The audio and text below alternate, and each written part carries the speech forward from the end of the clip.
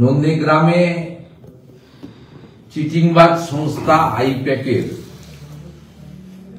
লোকজন বিভিন্ন ভারতীয় জনতা পার্টির নেতাদের সঙ্গে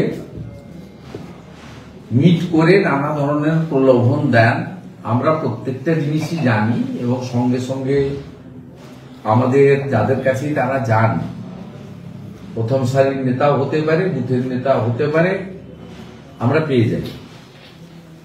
আমাদের নন্দীগ্রাম 2 নম্বর ব্লকের অত্যন্ত বলিষ্ঠ নেতা, দক্ষ সংগঠক, যার নেতৃত্বে আমদাবাদ 1 গ্রাম পঞ্চায়েতে লোকসভা নির্বাচনেও পার্টি লিড পেয়েছে, আমাদের অঞ্চল কনভেনার এবং ব্লকের বিশিষ্ট নেতা দিলীপ পাল মহোদয়, তার কাছে কয়েক মাস ধরে আইপ্যাকের লোকেরা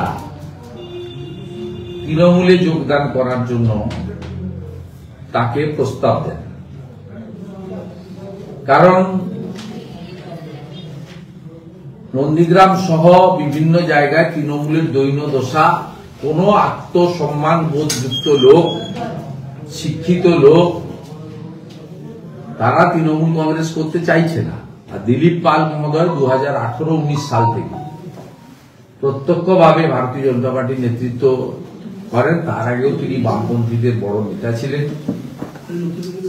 তার নেতৃত্বে ওখানে বিজেপি সংগঠন শক্তিশালী হয়। তাকে বলা হয় যে আপনাকে আমরা এটা ওটা XYZ অনেক কিছু দেব, আপনি চলে আসুন।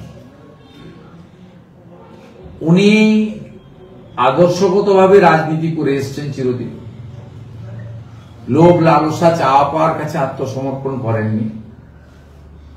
তিনি ওনাদের প্রস্তাবে রাজি হননি এবং তিনি দলের কাউকেও জানাননি যে প্রস্তাব এসেছিল, প্রত্যাখ্যান করেছি। কারণ তিনি কোন মেরুদণ্ড সোজা রেখে তার স্বাধীন চেতা সিদ্ধান্ত নিয়েছেন। এরপরে প্রতিহিংসার রাজনীতি করে তার পুত্র দীপাঞ্জন পাল ভিলেজ পুলিশে কাজ করত আমদাবাদে, তাকে বলা হয় যে আপনাকে কর্মচ্যুত করা হলো এবং একটা হোয়াটসঅ্যাপ মেসেজ দিয়ে তার ডিউটি অফ করে দেন আমাদের নন্দীগ্রাম 2 নম্বর ব্লকে রিয়াপাড়া ফাঁড়ির যিনি ইনচার্জ আছেন। রিপোর্টিং অথরিটি তিনি ছিলেন, 7টা অঞ্চল ওখানে। এই দীপাঞ্জনকে বলা হয় যে আসা যাবে না, ডিউটিতে আপনাকে কর্মচ্যুত করা হবে। আমরা এই খবরটা জানার পরে দিলীপ পাল মহোদয়ের সঙ্গে যোগাযোগ করি। আমি নিজে ফোনে কথা বলি, আমাদের অফিস থেকে লোকজন যান, প্রলয়বাবু সহ ওখানকার পার্টির নেতারা, মমতা মাইতি ভাইস চেয়ারপারসন, তারাও সেখানে যান, খোঁজ খবর নেন। খোঁজ খবর নেওয়ার পরে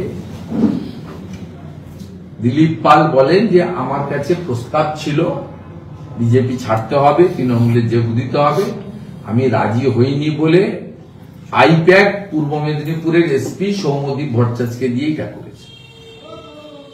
এমনি ভিলেজ পুলিশ বা সিভিক ভলেন্টিয়ারদের চাকরির কোনো গ্যারেন্টি নেই। এদের সামান্য 9,000-10,000 টাকা বেতন দেওয়া হয়,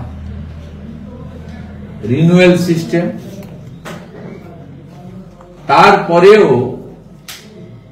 এই ধরনের প্রতিহিংসার রাজনীতি, এই সৌম্যদীপ ভট্টাচার্য বলে এখানে একটা চটি চাটা এসপি আছেন, তাকে দিয়েই নোংরা কাজটা আইপ্যাক করিয়েছে। আমি আপনাদের মাধ্যমে এই প্রতিহিংসার রাজনীতিকে সামনে আনলাম, কিন্তু ভাববেন না যে এটাই শেষ। ইতিমধ্যে দীপাঞ্জন পাল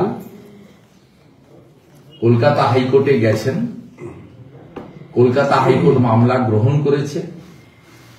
আমরা আশাবাদী আগামী সপ্তাহে এই মামলা উঠবে এবং গোটা রাজ্যের মধ্যে মুখ্যমন্ত্রী মমতা ব্যানার্জিকে হারানো নন্দীগ্রাম এক্ষেত্রেও নজির সৃষ্টি করবে, এটা আমি বিশ্বাস করি, আইনের উপর পূর্ণ ভরসা রেখে। আর যতক্ষণ পর্যন্ত আইনের মাধ্যমে এই লড়াইতে দীপাঞ্জন বা দিলীপ পাল না জিতছেন, ততক্ষণ পর্যন্ত ওই সামান্য অর্থ রাজ্য সরকারের, মমতা ব্যানার্জির ব্যক্তিগত অর্থ নয়, তার পার্টির টাকা নয়, ট্যাক্সের টাকা, জনগণের টাকা, আমি দীপাঞ্জনের বিকল্প ব্যবস্থা করেছি এবং রাজ্য সরকার যা টাকা দেন তার থেকে 1 টাকা হলেও বেশি অর্থ পাওয়ার ব্যবস্থাও আমরা করেছি। আমরা ছাড়নেওয়ালা লোকটোক নই। আর এখানকার নেতারাও এইসব ভয় টয় চমক দেখিয়ে আত্মসমর্পণ করার লোক নয়। এই একটা তথ্য দেওয়ার ছিল। পাশেই দিলীপ পাল আছেন, জেলার জিএস মেঘনাথ দা আছেন, মেঘনাথ পাল, জেলার ভাইস প্রেসিডেন্ট ওই এলাকার নেতা প্রলয় পাল রয়েছেন, পঞ্চায়েত সমিতির সহসভানেত্রী ওই এলাকার নেত্রী আমদাবাদ 2-এর মমতা মাইতি রয়েছেন এবং অভিজিৎ ভাই রয়েছেন, আমাদের নন্দীগ্রাম একের কনভেনার। মমতার একটা ইস্যু আছে, সেটা আমি বলছি। তার আগে আরেকটা কিছু করতে না পেরে এখানে আমরা কেন বলি যে মমতা ব্যানার্জির সরকার হিন্দু বিরোধী সরকার, হিন্দুদের উপর শুধুমাত্র অত্যাচার করে। এই 9,000 টাকার সামান্য বেতন দেওয়া সিভিক ভলেন্টিয়ারদের ট্রান্সফার করেছে 17 জন পূর্ব মেদিনীপুর জেলায়,